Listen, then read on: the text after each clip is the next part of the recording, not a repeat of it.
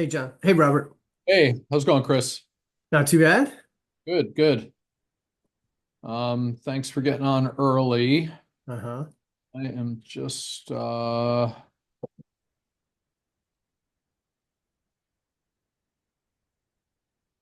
the hell is my sweep thing? Okay. Okay. I thought I had a virtual background with sweep. Uh, that would be awesome to have. If we could all be the same, actually.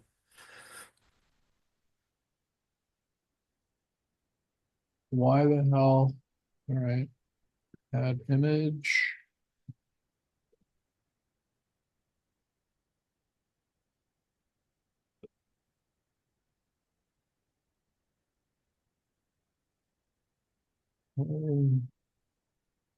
There we go. Okay. And there we go. Nice. All right. Cool. Hey, John Michael.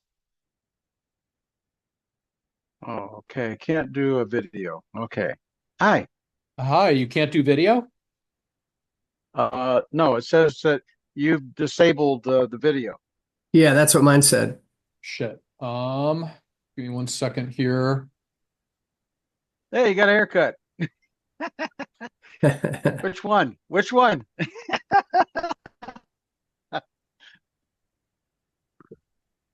So, dear, you have to adjust background. Okay. All right, try it now. Nope. Okay, go off and get back in. Okay. Oh, okay.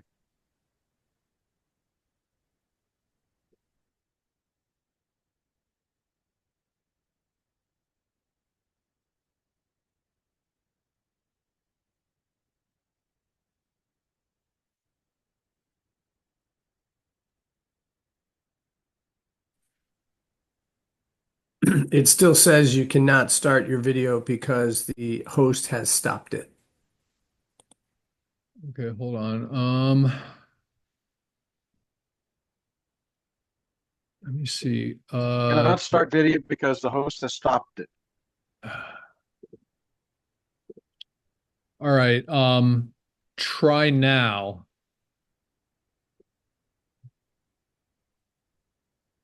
Yep, there Here we we go. go. All right. I mean, I Okay. put the video on, um, and I'll have to do the same when Duncan gets there. So Look at this. We all got green on. yeah, look at that. We got the costume, where I'm a lumberjack and I'm okay.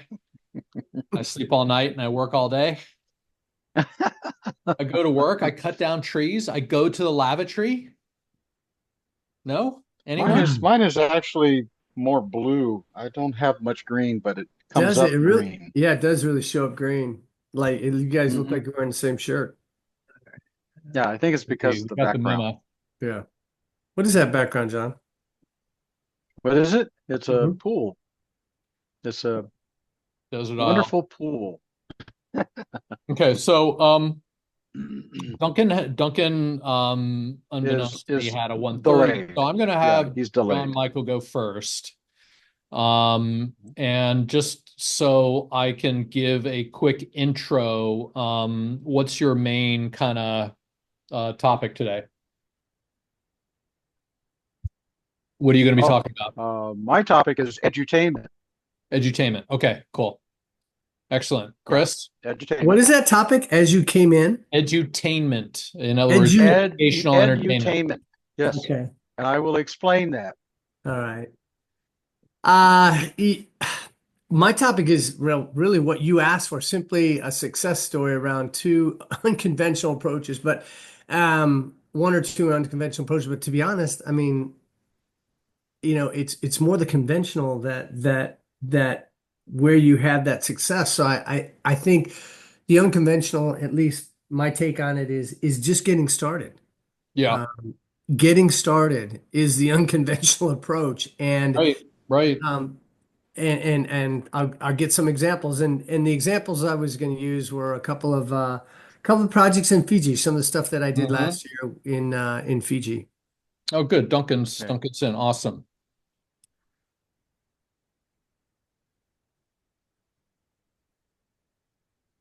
So, Dunks, you might be getting something saying that you are not able to execute video. I just made you a co-host, so give it a shot now.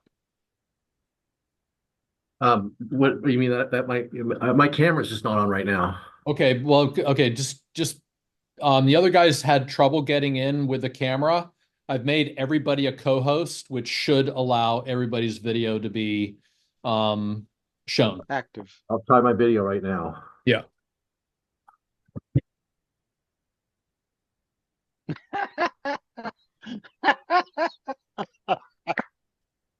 How's that? Oh, very nice. Oh my goodness. God, that's great. I didn't Oh even my think to do goodness. that. I didn't know how much we can get How do away you with do there. that? How do you do that? I've got a mask on. I've got this cool LED mask that I bought for years ago, and this is my old boss. Oh, No kidding. that is awesome. I took a picture of him. Yeah, I mean, I can change this thing to you name it. I mean, I can change this thing to anything, and I can even have Wow. word filling across the thing. I went to a party the other night and I had they're eating cats, they're eating dogs scrolling across my face. Oh my God, that is too funny. Yeah, That's too it's got funny. a great reaction at work here. Yeah, Oh wow. my gosh. That is great. Yeah. Yeah, you Well, the should one have like mood images, right? You know, like when you're really pissed off, you should have like a devil with steam coming out of his head, or I you know, was I when you're was really feeling hoping. happy, Glenda the Good Witch or something. Well, it does do that kind of thing, but I was actually hoping that this one would work a little bit better. Let's see here. Um, I'm still listening. oh yeah, here we go.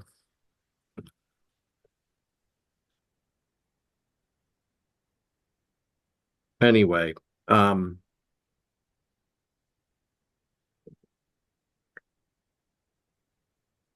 yeah, here we go. So here's my other one that I this one was sort of a cross between Tim Burton meets Charles Schultz, but this one didn't work quite as well, but I thought it was fun anyway.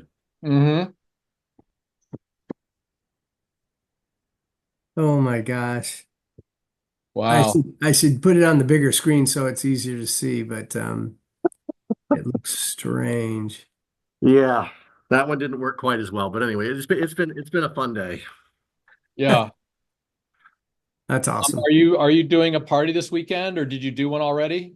No, I didn't do a party this year. That one I actually bought it in, before COVID, thinking it would just be, a normal Halloween year that year. And it's been in my closet for years. And today I was like, oh, I got to bring that in today. So where are we at here?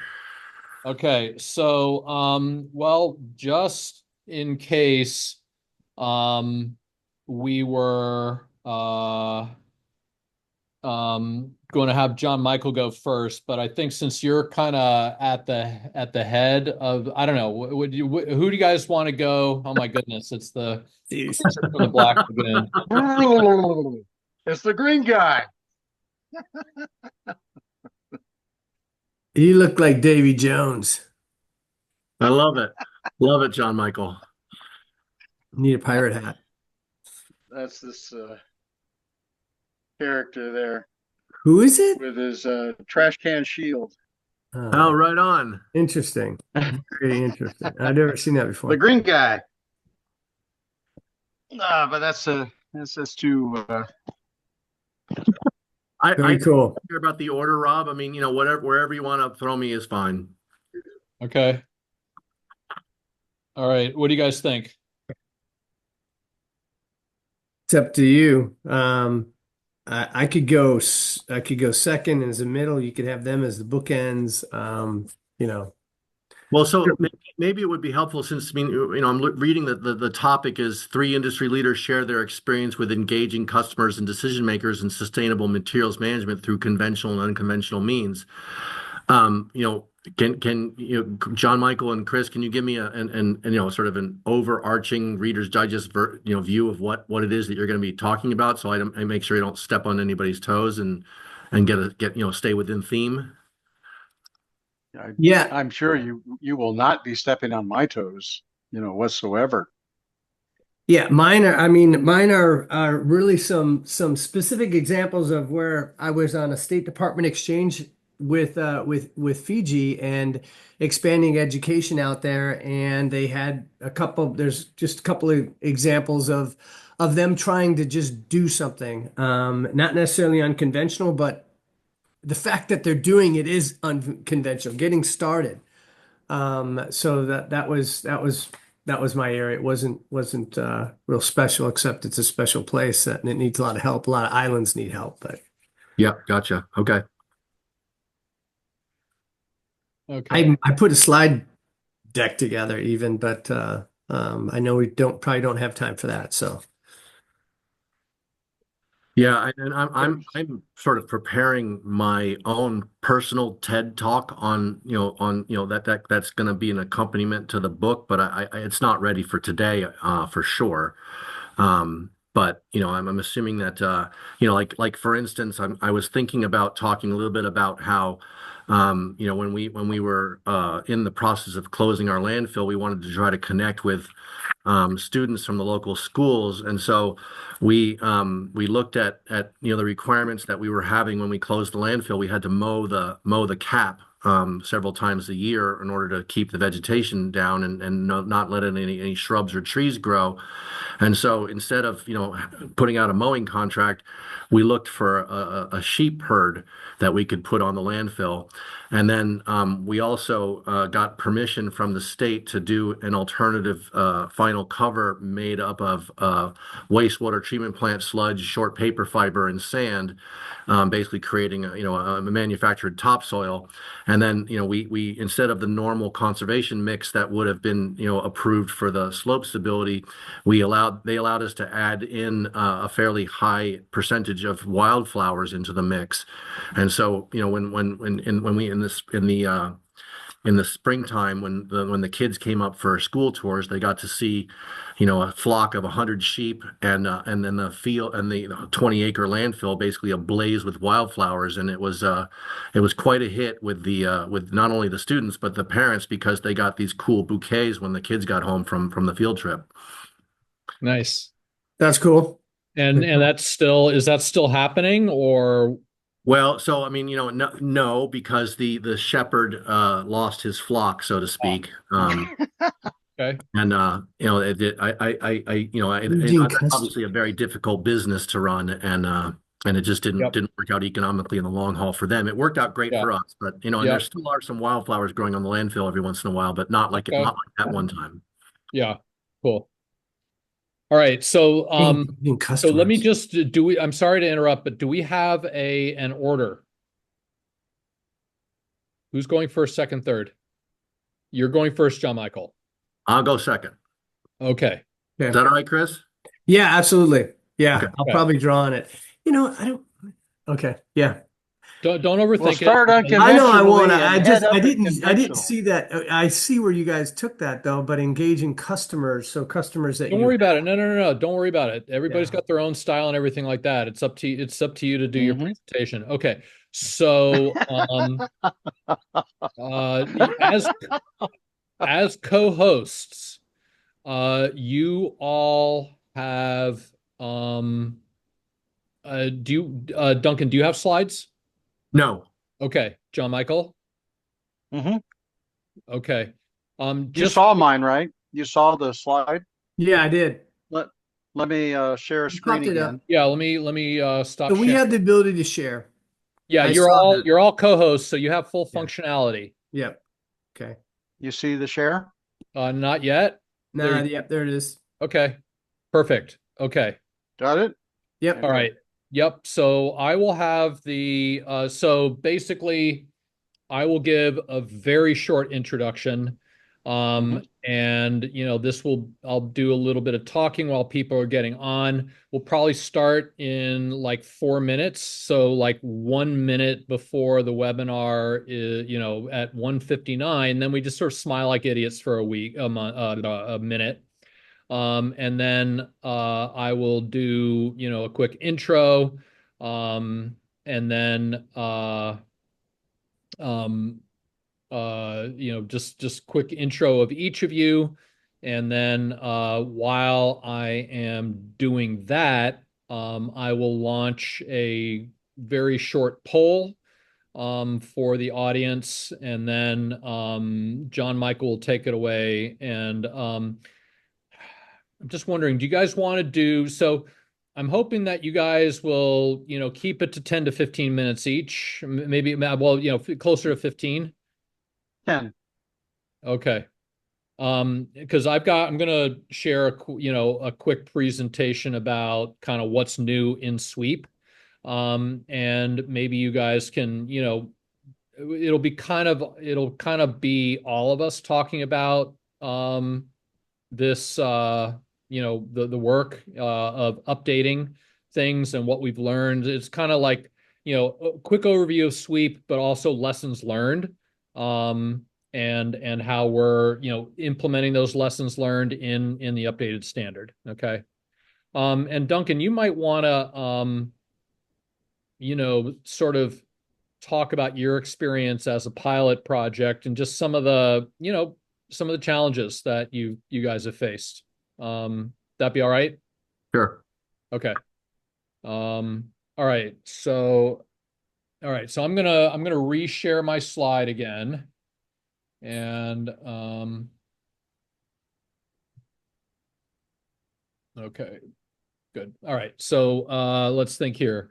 So in about a minute or two, we're going to start that. Do you guys want to do Q&A sort of at the end, or do you want to sort of take questions?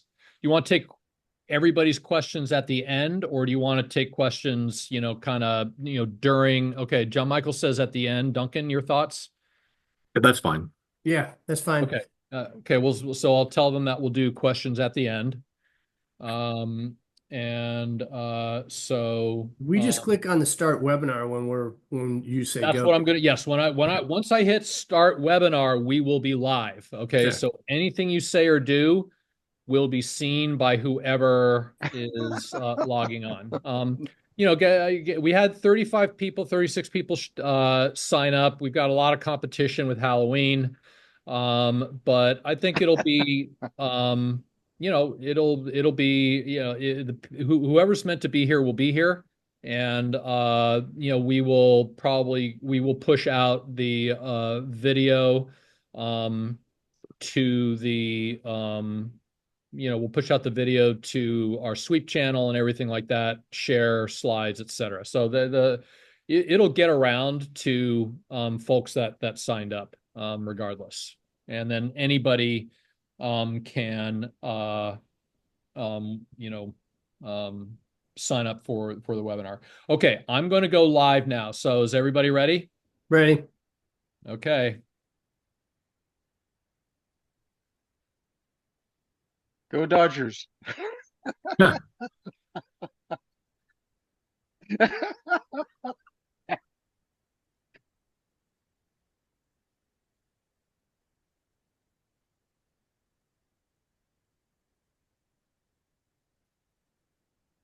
was a good game.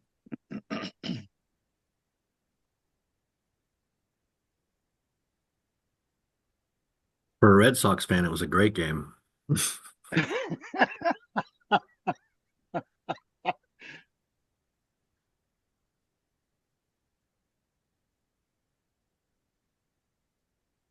I'm going to go ahead and mute until you tell me to unmute, Rob. Okay. Good idea. I'll do the same.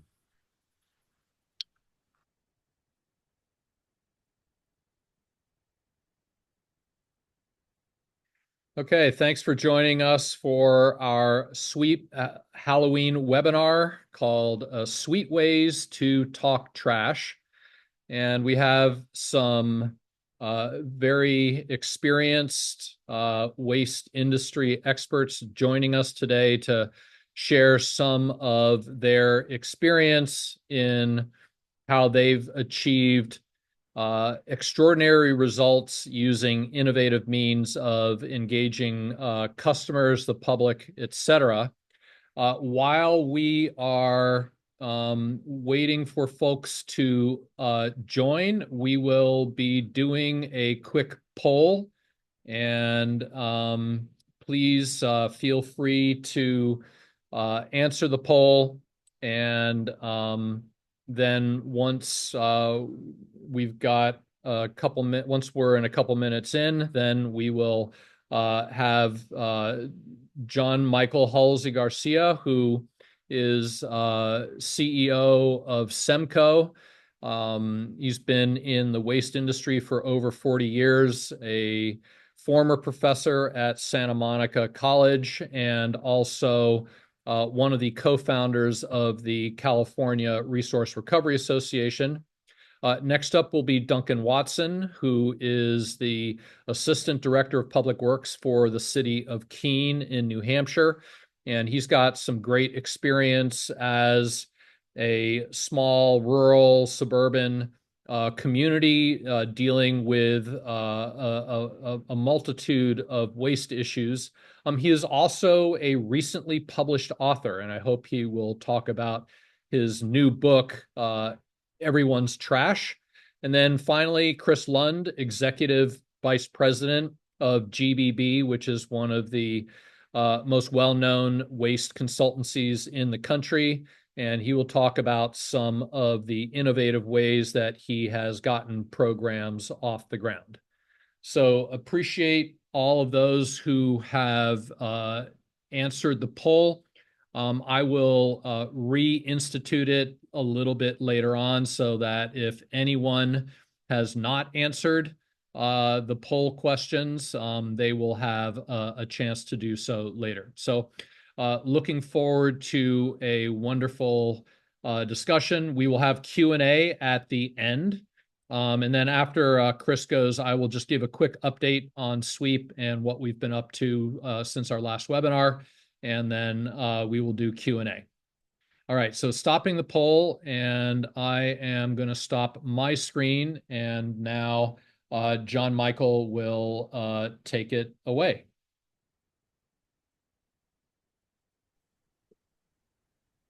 All right, first of all, good morning and good afternoon, wherever you may be. Can you see my screen, first of all? And can you hear me okay? Yes to both. Okay, thank you very much. My topic is to talk about what I call edutainment. As you see on the screen, it's education with an entertainment aspects. And I really look at this in terms of diverse audiences. And of course, happy Halloween. So let me see if I can, there we go. Advance. So I'm just going to talk about a little bit of background. What's edutainment? How learning and having fun aren't mutually exclusive. And a case study about a product that I created back in 1980, which was Recycle USA. Just a little bit of background about myself. I'm a SWEEP board director, a National Recycling Coalition co-founder, CRRA, California Resource Recovery Association co-founder, True Zero Waste mentor, blah, blah, blah. A lot of different things here. I'm not new to the rodeo. That's kind of the idea here. And lesson number one from the many 50 plus years of experience in this field is that we not only need to inform, we need to inspire. So what's edutainment? Edutainment is education. So you take the first two letters, edu, with the goal of entertainment, and making learning enjoyable. Its origin is a derived word. I don't know if we can find it in a Webster's dictionary, but we can find it online, Wikipedia and such. It's a derived word and supports education with entertainment. people acquire and retain more information, and knowledge when they're having fun, especially when they're performing hands-on experiential activities. And on top of it, it's very informal and engaging.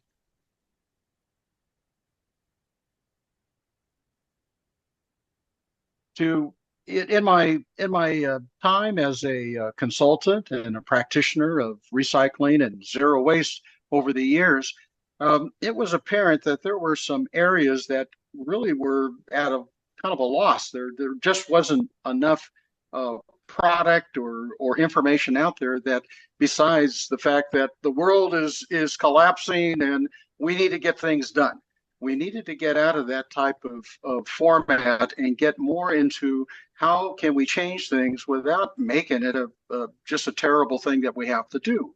So to respond to that, I developed a brand of edutainment products composed of recycled content materials in order to be the change that we desire, close the loop, and provide as much simulation as possible of the things that we wanted to achieve. Some of the products in this edutainment brand include jigsaw puzzles emphasizing environmentality. One side is the problem, the other side of the jigsaw puzzle is the solution. For example, the Recycle USA, a trading card game that simulates the recycling industry, which I developed back in 1980, and an online waste sorting simulator called What's Waste, What's Not, which the county of Los Angeles used for many years in its education and outreach with communities throughout the county area. And finally, storytelling through video, trading cards, and comics. And obviously, we're going to hear a little bit more about storytelling from Duncan Watson later. But the idea is to improve reading, memorization, and creative and critical thinking. I think the proof is really in the pudding. Okay, anthropologists and biologists all acknowledge the importance of play in our life. That is an important way for us to learn. And it is not only about males. 41% of gamers identify as female, and 70% of women in the US play games on a smartphone. So there's a lot of data that's available there telling us about the different ways that we can learn through play and through games. We need to develop products that also shift societal activities. This is something personal for myself, towards social togetherness and interactivity. A lot of people ask me, "Are you going to change this game into a electronic version that people can play on their phone?" No, I'm not going to do that, because I want folks to get together, to party, to be in a classroom setting, to be in a social setting, and to interact with one another and learn about the you might say the idea of recycling and the kind of things, the lessons that we can learn from that. Now, I actually, as I mentioned, I started Recycle USA back in 1980. I've sold out 3 times at the Smithsonian in Washington, D.C. And in 1990, I have a article from the Los Angeles Times front page on Section B. And my quote at the time was, "Recycling should be fun." But the whole idea of Recycle USA is a fun-packed trading card game. It's not like poker, cards or anything like that. It's just a trading card game composed of recycled material, but you're given a hand of trash, and the idea is to sort through your hand of trash and decide what you're going to recycle, and then trade away the things that you don't want in the hope that you're going to get things that you do want. And so we're simulating the ups and downs of being a broker in the $110 billion US recycling industry. And it's for 3 to 7 recyclers, gamers, ages 5 to adult. And it's a completely different or an original game engine. And I'll play something very short here. I hope you can hear this. No, it doesn't have sound. Yeah, you can't hear that? No. The idea is that folks have a lot of fun with this. And this was taken from a sustainable sustainability event, and the folks that were attending, many people came over and played this card game and just had a wonderful time. And it was very instructive and illustrative, especially when you could give information about the different types of materials and some of the issues of recycling. For example, the cards themselves have a point total that is relative to the actual value of materials in the industry. Organics has the lowest value, even though we know it's important for our environment. But it has the lowest point total because when was the last time you got paid for a banana peel? Like never. And as far as things like metal and waste paper, they can be very high on the order. So a lot of folks, when they play the game, would try to get the highest valued material. But there's two ways to win in this particular game. One way is that you can amass a lot of points, and you pick at the very beginning the number of points that you want to try to achieve after several hands. Or you can also win by recycling multi-materials. So you can have the lowest point score, but if you can win like 3 or 4 different hands with different materials, you can have the lowest point total and still win the game. So you're never out of the game. And if you played a lot of games, usually like if you play Monopoly or something like that, you might have a lot of money and everybody else is ready to quit. No, there's no quit in this. No quit in recycling as well.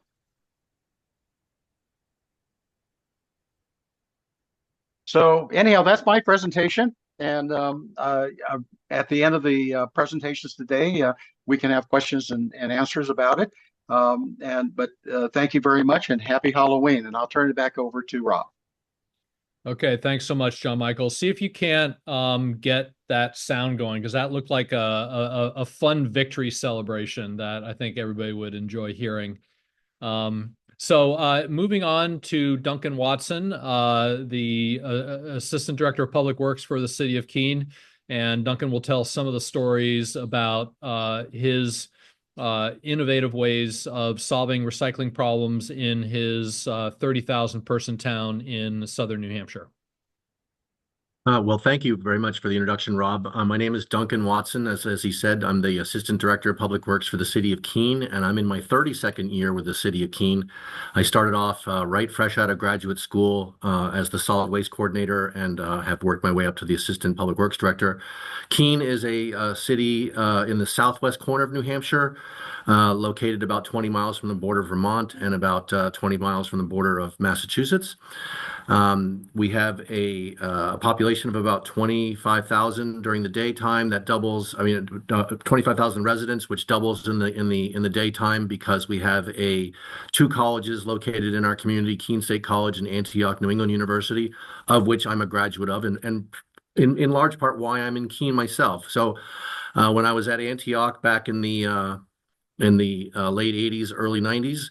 I was changing careers out of the hotel and restaurant business that I had been in before, and my first job, ironically, was as a recycling attendant at the Tiburon, California Recycling Center. And, I was like 11 years old when I got that job. And the reason that I enjoyed that job was because they paid me to break glass, which I thought was amazing, that somebody would pay me to do something that I was happily willing to do for nothing.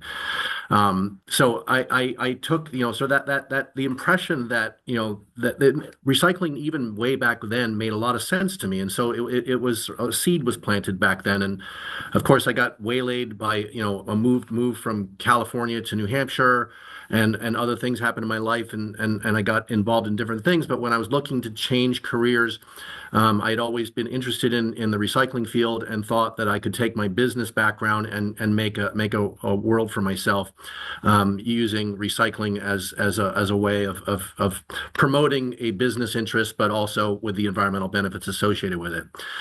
While I was in graduate school, I did my master's thesis was called The Critical Link. And basically, I set out to prove at that time that investments in education would yield better results in your recycling program. Now, remember, this is back in the late 80s, early 90s that I was working on this research. And to be honest, the data wasn't enough to make a scientific conclusion out of the data that I was gathering that would 100% say yes, investing in education had these results. But the giant arrow, if I'd had enough data points, the giant arrow was already pointing in the direction that yes, if you did invest in education, you would get better results for your program. But there's a limit to that. I mean, we when we first started constructing our materials recovery facility, we have the largest municipally owned materials recovery facility in the state of New Hampshire, which is nothing to brag about per se, but it's at least something. It was different than what we had before. When I took over the program in 1992, we had an operating landfill and a basic what amounted to a two-car garage with a nascent recycling program, which was grotesquely inefficient. But there were plans in place to build this materials recovery facility, and we were under closure orders from the state. So we were preparing for that by building a transfer station and a materials recovery facility. So we went from single digit recycling and in the course of a few years to something into the mid 20s, and we've been sort of stuck there in the mid 20s for a couple of decades now. And it's the sort of a good news bad news thing, because I mean, yeah, it's better than the single digit recycling that we were doing before. But we're still here in 2024 talking about a mid 20% recycling rate. And with waste representing somewhere between 10 and 15% of a contribution to greenhouse gas emissions, I just think that the urgency is there that we need to do better than this. We can't be allowing ourselves to settle in on just being happy with 25%. I think that we need to look at the holistic aspects of the waste stream. We know what the components are. And one of the frustrations that I have when I try to educate people is, people will ask me all the time, is XYZ product recyclable? And my answer is usually the same. It's usually like, well, anything and everything is technically recyclable to a degree. The real question is can I gather the critical mass necessary in order to have a marketable commodity? And a perfect example that I use in that is plastics. Obviously, we all know that there are 7 different plastic grades out there, and Keen collects or processes numbers 1 and 2, and that's strictly because of the volumes that those plastic resins represents. It's not that we couldn't do 3, 4, 5, 6, and 7. The problem is that our facility really isn't designed to handle the processing of that material and the storage requirements necessary to produce the marketable commodities that I would need in order to successfully divert that. And that's a frustration that I have, but that's common for any community of most any size that doesn't have the scale required in order to take this next leap. So I'm sort of stuck. Even if I wanted to divert those plastic resins, I really can't, because I just have no way to handle them from a materials processing standpoint. So, I talked about this enough in my own circles where it's almost become a drinking game. Where when I mention the word infrastructure, you're supposed to take a shot, because it's all I ever talk about. That our infrastructure is woefully inadequate to handle the next quantum leap that is necessary for us to make a meaningful change in our diversion rates, and necessary for a whole host of reasons. But frankly, economically, it's absolutely the right thing to do, and it represents a sea change of economic opportunities for municipalities to reduce their cost of disposal, but also to re-energize the manufacturing capacities and capabilities in our country, locally here, by having smaller manufacturing facilities centered around these larger materials recovery facilities that will process these materials and then send them to the end user, which are co-located on site. So one of the classes that I took that was most impactful for me in graduate school was a class in storytelling taught by a guy named Odds Bodkin, and he told the story of Homer's Odyssey with a guitar and all the different voices that he used for the characters. But I just remember it was so impactful because it connected with me, and that's really what my role is in my professional life is I'm a storyteller in a lot of ways. And so the natural arc of that was to write a book about the stories that are associated with that. So in here is my book that'll be scheduled to be published on November 15th, America Recycles Day. It's called Everyone's Trash. It's not meant to imply that everyone is trash, but that we all have a common connection and that we all generate trash every single day. And there's every single item of trash that we generate or dispose of, has a story. Now, obviously, not all the stories are good, but a lot of them are, and that's where we try to create that human connection of the stories that are surrounding trash and how those impact your life, and then also, do a little bit of talking about where we've been, where we are, and where we're hopefully going. And this is a very lonely place to be right now when we're talking about investing in infrastructure for the next generation of waste management. But I think it's critical to make any meaningful change because we're not going to educate our way out of getting much more than mid-20s. You need that corresponding infrastructure in order for this to happen. So as an example of unusual education things that I've done, for instance, when we were closing our landfill down, we worked with the state to manufacture a topsoil for the landfill. And once we used biosolids combined with short paper fiber and sand to create the topsoil, it grew grass amazingly, and then because we were having to maintain the cap, we ended up instead of issuing a mowing contract, we got a shepherd with a flock of sheep to come and bring their flock to the landfill and use the sheep as our mowing machines. And then we also were able to convince the state that rather than just the straight up conservation mix that we would use to stabilize the slopes on the closed landfill, we were able to incorporate a fairly significant wildflower mix into the specifications. And so when the spring came and the landfill was ablaze with wildflowers and sheep, that's when the school groups would come up and they would just go crazy because unfortunately, I don't have a picture to show you right this moment, but our landfill probably has the best view of Mount Monadnock, which is the prominent mountain in our area.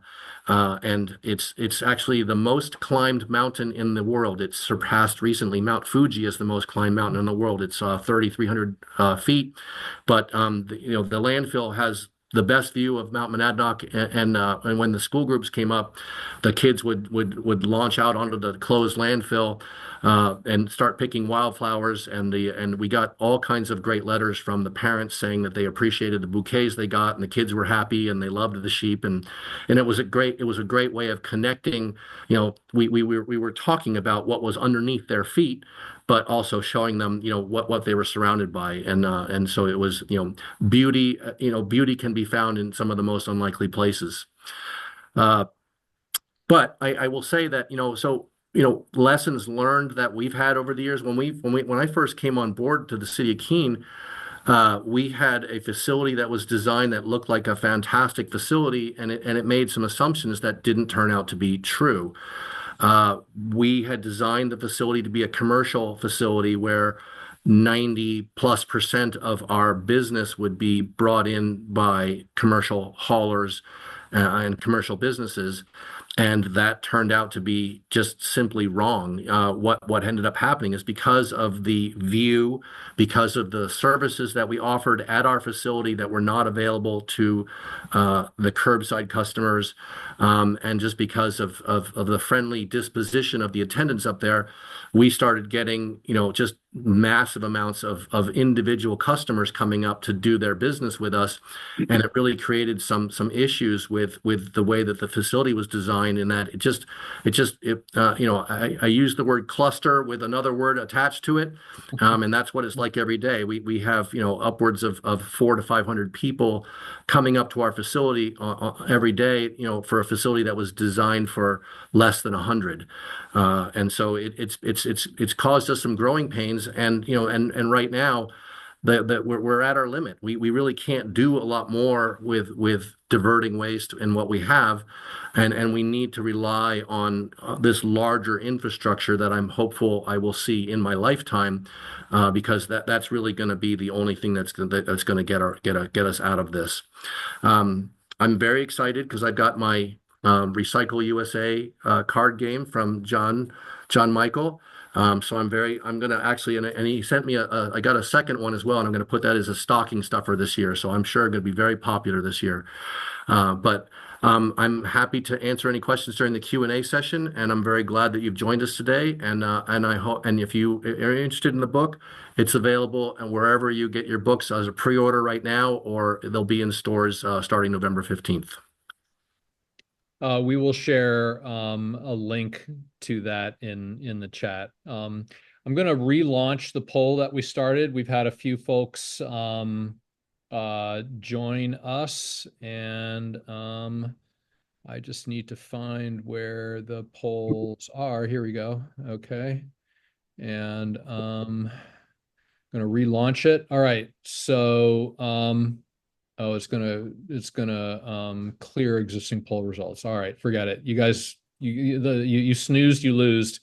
You're not going to get to answer it. So I'm going to switch over to Chris Lund, Executive Vice President from GBB, who's got some really interesting experience, particularly in small island states. But I don't know if he's going to talk about that. But he's got a wealth of experience from across the country and across the world.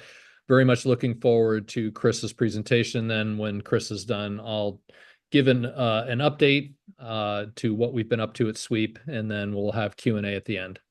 Take it away, Chris. Okay. Thank you, Rob. And thank you, Duncan and John. You guys both took a certain approach on engaging customers, and I'm taking a little bit different approach just because I guess, I'm in a different part of the field. I do consultant work for communities, solid waste authorities, and cities, and so forth. Just a little bit about my background.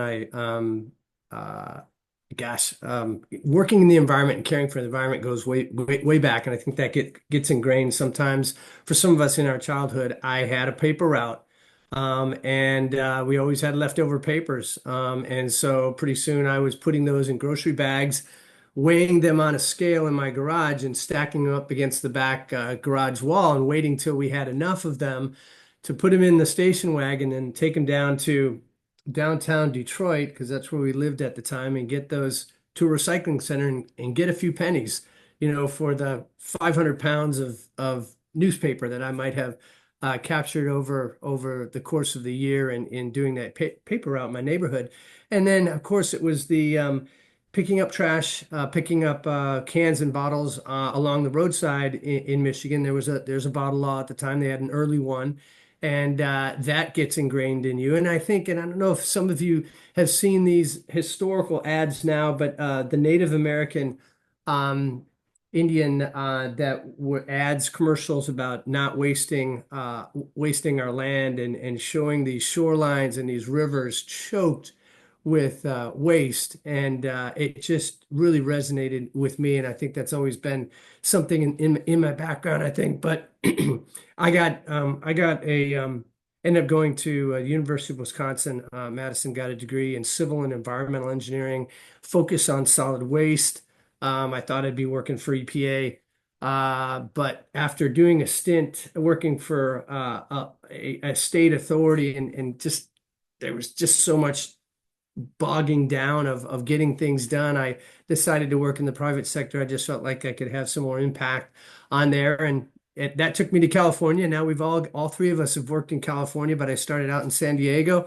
I went farther west and started working out in the Pacific Islands, Guam, Commonwealth of the Northern Marianas Islands, the islands of Micronesia, before getting back to the States only about in 2006, back to Virginia. But it has taken me, my career has taken me over a number of locations and opportunities to bring solid waste um, experience to helping other communities and helping my own community, Guam being one of them, the CNMI, Commonwealth of Northern Marianas being another, and a third one just last year. I had the opportunity through the World Learning group that had a contract with the State Department who did education outreach and capacity building in these other island nations. And I want to share with you,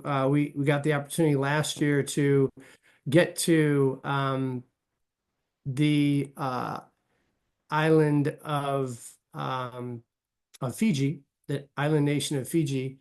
And let me see, is that sharing properly? Are y'all seeing that, Rob? Yep, all set. Okay. You're good. Okay.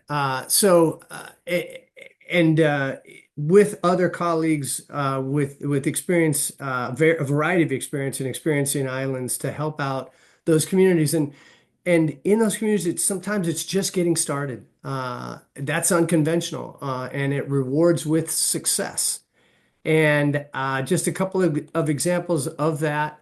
If I may, let's see if I got this. Okay. Are you seeing this next slide? Trash Boom Pacific.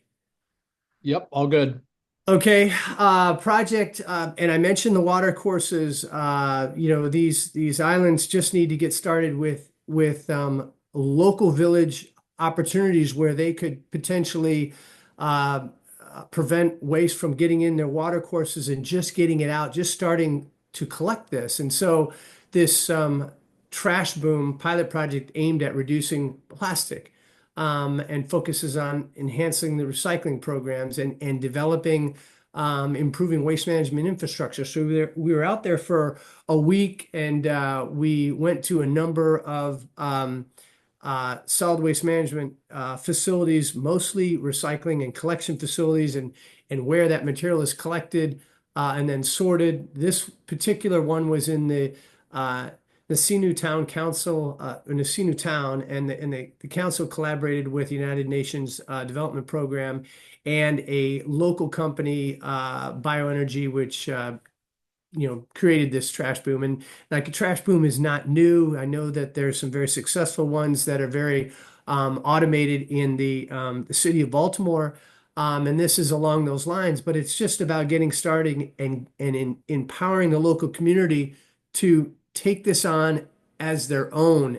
There's not a trash collection process here. It's about the village community setting up a system where they have their own volunteers come and keep this boom cleaned and collect the material from it and get it to recycling centers on the island. So this is something that they all joined in on and was promoted quite a bit of success and quite a bit of cleanup in the diversion of the floatables of plastics and trash in general of getting out into the ocean. Obviously, the ocean and the tourism industry in Fiji is big, and keeping that clean is a big asset to that nation. There's just a couple more shots of the volunteers and what they collected. Their next steps were to start auditing this material. What were they getting in this material? Educating on what kind of material they're getting, where's it coming from? Is there a pattern? And they can circle back to find out where this stuff might be originating from, and developing some generator responsibility with regard to what they found in this material. Another project that was also we were made familiar with and maybe have an opportunity to do some follow-up work is the ports. There is a port in Fiji, Port Denarau Marina, and it is audited by the Marine Association, the Marine International Association, I believe it's called. and or sorry, the Marina Industry Association out of Australia, and they wanted to report on what's happening with their waste and whether how it's being collected, whether it's being sold to recyclers, landfilled, or recycled. And Clean Marina does a comprehensive audit on marinas to advance their collection and diversion of materials that come into the port and out of the port. So working better at getting these near coastal facilities to manage their waste better reaps benefits for the local community in their environment out along the coastline, and promotes their industry, one of their main industry, which is tourism. So this is it looks fairly sophisticated system of uh, getting the material separated in these large super sacks, I call them. And so they are then taken on to lorries and taken to recycling facilities where they can take the next step to reach recycling markets in their communities. And it's typically off island. Obviously, their next step is they want to do more of that on island and be able to. I mean, Fiji as a nation is, I think the population is about 600,000. So it's a fairly large island nation, and certainly would have the economy and the size to support something if it could be brought on and started on the island with some of this material to use it locally, especially with respect to the organics. Here's a couple other shots of that facility and their materials. Again, it looks pretty sophisticated, but it's few and far between on that community.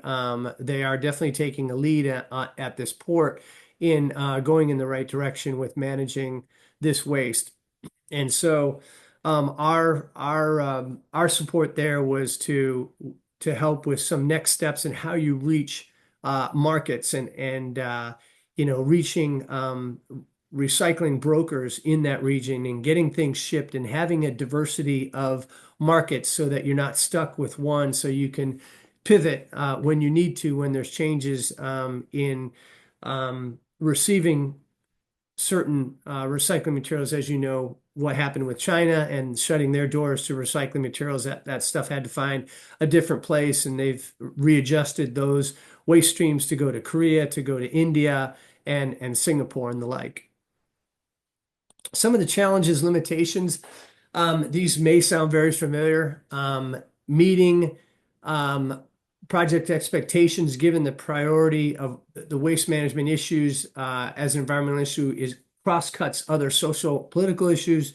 The hospitals, public safety, transportation are some of the basic fundamentals in these communities, as in all of our communities that jockey for the limited dollars that they have to implement some of these programs. So that's obviously always a challenge. Again, attempting to be holistic in the approach, always a best practice is to do that, working in at least all of the communities and at the community level so that they have an opportunity to take ownership of the project. So again, the volunteers at that level in these villages. And then transferabilities. There's always these political changes that would take the current government out of a certain approach and fostering recycling to maybe taking a step back in the next administration. So getting that to be continuous always can be a challenge in any community, I think, as we know. And of course, the ability to change the mindset of the communities and the relevant stakeholders into making waste management a priority. So that's a constant challenge. I think what has been set out here by John and his game in educating, edutainment to achieve those would go a long ways. And getting people to the facilities like Duncan has done. We have done the same in Guam in a closed facility that was dumped for 70 years. We did a closure facility, complete closure of that system in 2016, and then it became a really a high-tech example of what you could do in correctly managing waste. And The University of Guam takes regular visits out there. There's examples of high schools and elementary schools and the like taking visits there as well. Again, it's a community effort. An engagement in all the people to get involved out there. There's just a few shots of the folks that we worked with. These are representatives from Nauru, the Solomon Islands, Fiji, Kiribati, and Guam, as well as Samoa, were attending in this particular capacity growing effort. So with that, I thank you for your attention, and I will turn it back to Duncan, if I can be able to do that successfully. One of those Watsons. Thanks so much, Chris. I really appreciate it. So let's we've got a question from the audience, and I want to encourage folks to, think of questions. Let's just take this right now, since it's sort of germane to what our three panelists have talked about. And question from Jim Thompson from Waste Business Journal is that, each of the panelists mentioned childhood inspiration. So, did any of you ever imagine that you would end up in waste? So just feel free to just jump in and talk about, where you are compared to where you thought you were going to be. For me, growing up in the city of Gardena, my job at 5 years old was to take out the trash, and at the time it was 3 gallons of ash, 3 gallons of food, because we didn't have a garbage disposal, 3 gallons of cans and bottles. All of it was recycled. It was 100% recycling at that time. But I was hooked, especially since I could operate the backyard incinerator, and just like Duncan was saying about the or I think it was Duncan had said about breaking the bottles. For me, it was like collecting anything I could find that could burn, and then creating the little fire in the backyard, to create the ash. But I was hooked, and when I went to college, my first year of college, that was Earth. It was like Earth Day 1970. Opportunity to start recycling. I wanted to get into recycling. It was terrific, and it just kind of stuck with me over the years. So yeah, from earliest times to now, I'm 73, and I'm still involved in the waste industry. So my career lies in waste. Well, I would say that, and that's a great story, John. Thank you for that. I had a little bit of a different environmental awakening that didn't have to do with waste specifically, but I was my brother and I used to spend several weeks every year at my grandparents' summer home out on the tip of Long Island, and in the backyard of that home there was a small little wetland that was populated with dragonflies and amphibians and all kinds of cool things. And when Rob, my brother, was not available to play with, I would go out into the wetland and hang out and just see what I could see. And what particularly interested me was the frogs. And I remember there was one particular frog that was sitting on a lily pad, and I wanted him to do something. So I kept sort of tossing pebbles at the lily pad, expecting a reaction, and it just was hanging out in the sun doing its thing. So I decided to up the ante, and I went out and got a fairly large rock, and I threw it into the pond. Big splash, very dramatic, and then a few seconds later, up floated a dead frog, and I made that connection that I was responsible for having done that, and it was just like such a moment of emptiness for me that I recognized. Even back then, I think that my life was going to be changed forever in a way that I just wasn't going to be able. That wasn't going to be the person I was going to be, and so that ethic of preservation, environmentalism started there. And then as I mentioned earlier, that even the work that I was doing at the Tiburon Recycling Center way back when, it just made sense to me that you would take these things and do something positive with them, which is what we weren't recycling a lot there. It was magazines and newspapers and bottles, and what I can remember. But that was the genesis of it. And so, um, I mean, for me, my full name is Duncan Pepper Watson, so my initials are DPW, and I work for the Department of Public Works. So yeah, you can kind of say I was born for this work. Chris, did you want to add anything? Sure. Just that was great. Just um, I think I've always I love the environment. I love being out. I love being outside, and I think getting my degree in civil environmental was I knew I wanted to be outside because my dad was a mechanical engineer and worked in factories, and I did not want to work in factories. I want to work outside in dirt, soil, and so forth. And um, civil engineering was what I wanted to do. There was a focus. I just solid waste just appealed to me because of the comprehensive approach, especially in the time that I was going to school. The Subtitle D regulations were coming into place. We needed to manage our waste better. Disposal, we need to fix the disposal issues that we had and fixing landfills so that they, step one, let's properly dispose of it, and then step two, let's divert that. Let's not get that into a landfill in the first place.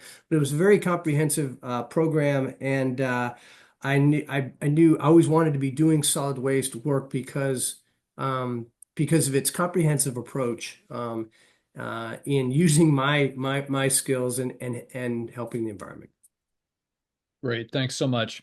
I'm going to pause the questions for a moment just to run through a quick update on sweep, and then we will go back to the Q&A after I give this quick update. So basically, we have our aim is to transform the materials management industry towards sustainability, and our emphasis is standardizing, defining, and measuring different things. Back in the early 90s, I founded the LEED Green Building Rating System, and when I was invited to help green a waste facility, I dug into the industry a little bit more and realized there was a dramatic need for a LEED-like standard in the industry. So basically convened expert groups, some of whom are on the on this webinar today. And our goal was to create something that would create an initial framework for what sustainable materials management is. And so, there's the famous management saying that you can't manage what you don't measure. But our corollary at sweep is that you can't measure what you haven't defined. So when we say diversion, different people think of different things. So one of our jobs is to create, consistent definitions for the vocabulary across the industry of sustainable materials management. So basically, sweep and true complement each other. I'm sure many in the audience are familiar with the true standard. True is a facility-based system, and so they deal with everything up to the curbside. How are you reducing your waste management generation and load inside the building? And then sweep looks at the downstream infrastructure once the material leaves the curbside to its final resting place, wherever it is. So once material leaves, what are the facilities that process it, including drop-offs, transfer stations, MRFs, organic processing, landfills. And we look at the environmental elements, we look at the economic elements, we look at the triple bottom line social elements as well. So safety, being a good neighbor, all those things are covered under the sweep standard. So we focus on local governments, material management companies, and then other companies that are part of the ecosystem. The other folks in the ecosystem are more membership and expert resources, and the certification goes toward local government material management companies and campuses such as universities, military bases, et cetera. So not unlike LEED, a sweep is broken into 5 categories with an innovation category. And we talk about sort of the platform of intention and reporting. So, what are you proposing to do, i.e. your policy? We give a lot of credit for that right now since we're coming out of the gate. And if we basically were judging people on the performance of standards that they had never seen before, then it would be a rather slow uptake. So the first step is to get a common foundation for sustainable materials management policy, create a framework for understanding where the material comes from, data collection, analysis, that sort of thing under the waste generation and prevention, and really trying to incorporate the triple, the three, the tripod of recycling, reduce, reuse, and recycle, broadly. We know that there are many R's, more R's, but those are the three basic buckets. Then we get into the instrumentalities of the sector where we look at all aspects of environmental, economic, and social aspects of waste collection, post-collection recovery, and then post-collection disposal. And just a quick note on disposal, nobody gets credit for throwing things away, but you do get credit for managing your disposal facilities in an environmental manner and a safe manner.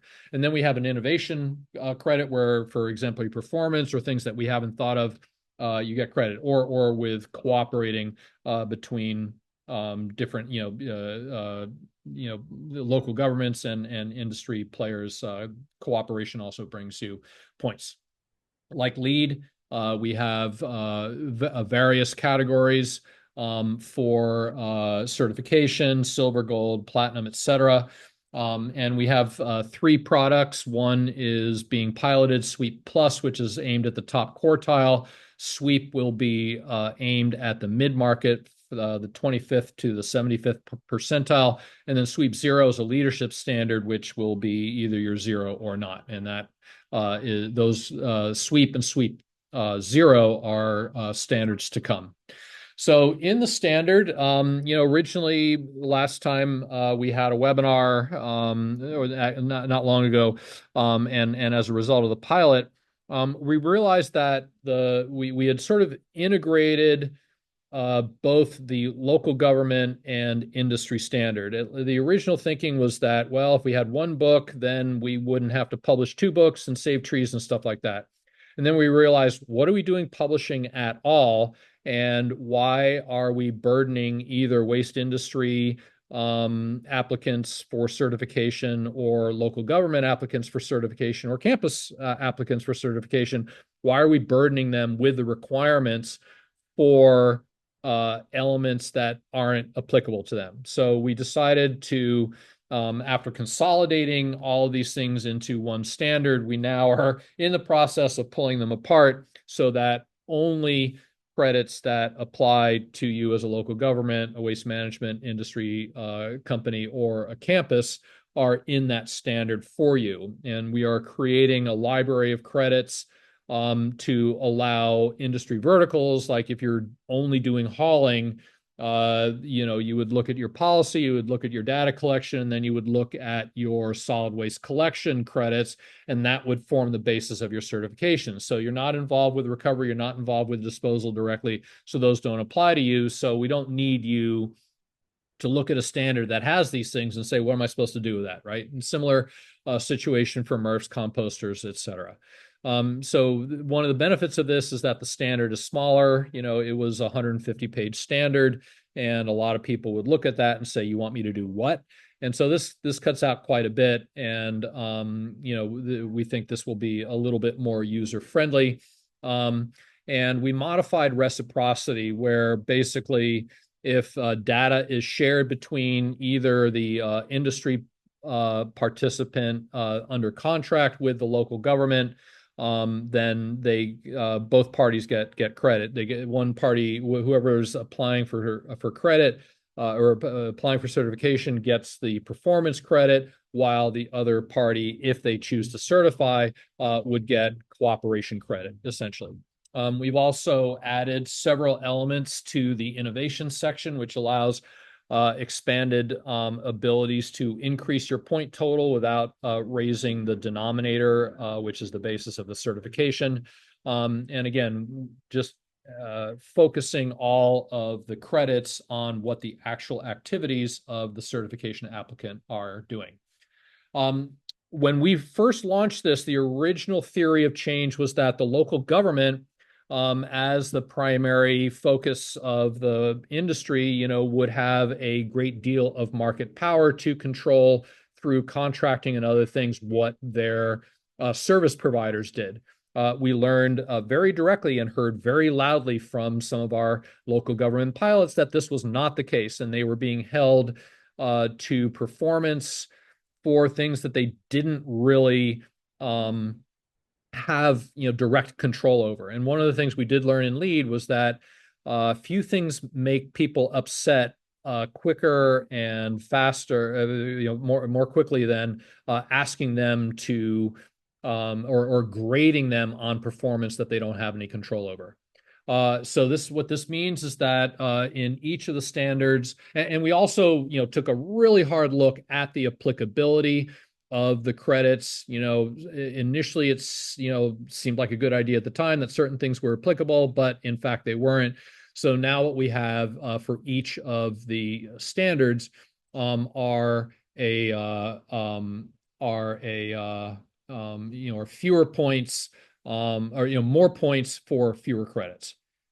Finally, we looked at the performance thresholds. We had projects all across the country, and what we noticed was that the West Coast projects, where there's a lot more regulatory performance around environmental criteria, were having a much, much easier time qualifying for Sweep Plus than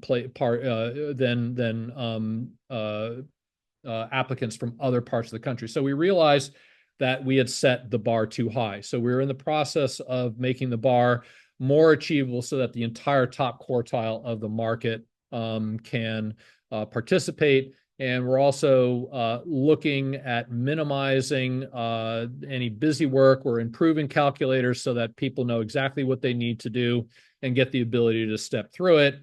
And then rather than having certification have to be done every year to sort of re-up, with a highly streamlined, but still a modest recertification process.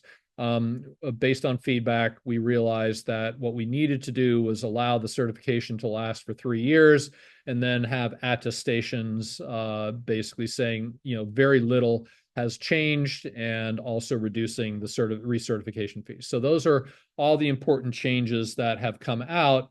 And we've been continuing to expand and work on the certification model manual. And in 3 weeks, we will have the folks from Retrack give an update on their tools and services. But we have online forms for Retrack that are intended to make the certification process simpler. And we are now beginning to start reaching out for phase 2 of the pilot to see whether we got this next level of changes correct. So if anybody on the webinar is interested, please reach out to info@sweepstandard.org and indicate that you might be interested, and we can give you a more in-depth briefing on what the pilot means, etc. And so even if you don't feel like going for certification, you can join Sweep, you can participate in committees, and mention the pilot. So you can join a diverse membership, all working together to create a framework for sustainable materials management for the future. And we'd be happy to discuss benefits of membership with you. And we have lots of fun stuff on our website, and you can reach out to us directly, info@sweepstandard.org. And we also have a channel on YouTube where the video of this webinar and other webinars would be available. So this is Josh Reed, the CEO of Retrack, will be on with us next week, talking about their data collection and analysis tools. As we said, you can't manage what you don't measure, and that's what Retrack is all about. So we are getting very close to the end of our time, and we had at least one question that I'm gonna, we have a couple of questions, and so I'm just going to ask one more question for the panel that scarce dollars has been mentioned as one of the big challenges to innovation in the industry. What are just sort of a lightning round? What is the next most challenging element or source of resistance to recycling and other sustainable materials management programs that you found? For me, it's the design issue that the complexity of waste have increased in just my lifetime tremendously, and it makes it very difficult for folks to know exactly what can be recycled and whether it's economical to pull apart materials and find a home for material. Thanks. I would say that in New Hampshire we have 300 and some odd municipalities, and the vast majority of them are incredibly small. But almost every one of them has a small recycling center that people can bring their materials to.